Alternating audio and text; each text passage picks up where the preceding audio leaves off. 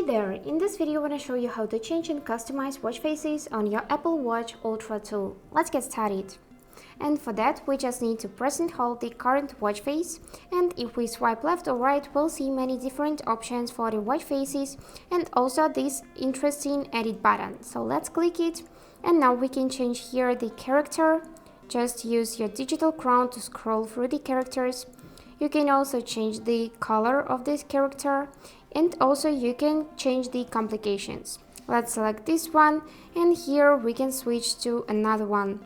Just tap which one suits you the best and save the changes using this digital crown. Also, if we swipe left till the end, we'll see this new button. So here we can see all of the watch faces from which we can choose, and also this interesting new watch faces tab. So let's select it, and here we can see even more options for the watch faces. If you want to add it, just simply click this add button, and here you can also change its appearance. If you agree with this one, just tap the digital crown to save the changes and tap it again.